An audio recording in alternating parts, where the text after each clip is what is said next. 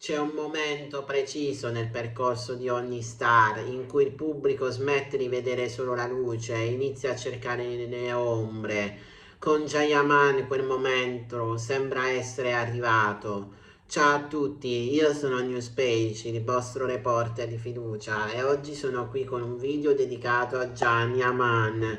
Ma prima di tutto vi ricordo di iscrivervi al mio canale YouTube e di lasciare almeno un like, per favore. E ora iniziamo. Non è stato un evento improvviso, non c'è stato un annuncio o una rottura plateale, uno scandalo esplosivo. È stato qualcosa di più sottile, ma proprio per questo più potente. Una presenza che si affievolisce, un'energia diversa, un'assenza che diventa argomento.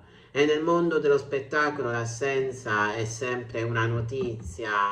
Jayaman non ha costruito il suo successo lentamente, è stato un salto, quasi uno shock mediatico. In pochi anni passa da attore noto in patria a fenomeno internazionale, seguito ovunque, osservato ogni gesto. Questo tipo di ascesa crea un effetto collaterale di cui si parla poco. Non è il tempo di adattarti alla fama, la fama ti travolge. In alcune interviste passate, oggi tornate a circolare, Jayaman parlava di disciplina, sacrificio e controllo. Ma tra le righe si percepiva anche altro, il peso, il bisogno di essere sempre all'altezza di un'immagine gigantesca. Il pubblico non vede solo un attore, vede un simbolo, forza, fascino, sicurezza, successo, ma più il mito cresce, più l'uomo reale rischia di scomparire dietro quell'immagine. Molti fan hanno sempre descritto Jayaman come una personalità intensa, profonda, non superficiale, non uno che vive tutto come un gioco. E questo in un ambiente che funziona su velocità e apparenza può diventare una frattura interna. Doppiino di Moscerini. Nel corso degli anni, attorno al suo nome, sono nate diverse polemiche mediatiche, episodi ingigantiti, parole interpretate, reazioni analizzate al microscopio, nulla che da solo definisca una carriera, ma un insieme di pressioni costanti. Quando sei sempre sotto osservazione, ogni errore pesa il doppio e a lungo andare questa dinamica logora. Ultimamente ciò che colpisce è il cambiamento del ritmo della sua presenza pubblica, meno esposizione diretta, meno sovraesposizione, comunicazione più filtrata. Il gossip ha fatto il resto. Crisi, stanchezza, strategia.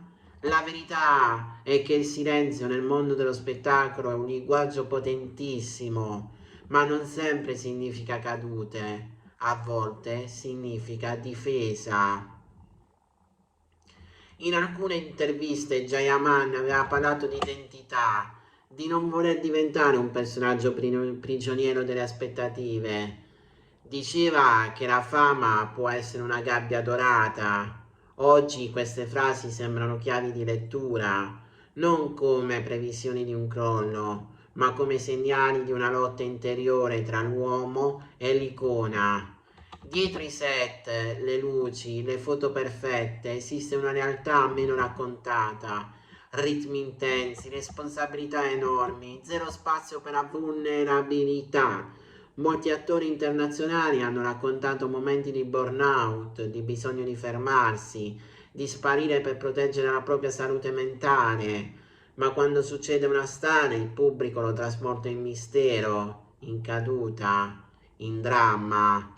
Il titolo fa paura, sparisce, ma sparire può essere anche una scelta consapevole, un modo per riprendere controllo, per respirare fuori dal rumore, per ricordarsi chi si è davvero. Il gossip vive di estremi, o sei in cima o sei in caduta, ma la vita reale è fatta di fasi, trasformazioni, pause necessarie. Jayaman rappresenta il paradosso della fama moderna. Più sei amato, meno puoi mostrarti facile. Forse la vera notizia non è che Jayaman sparisce.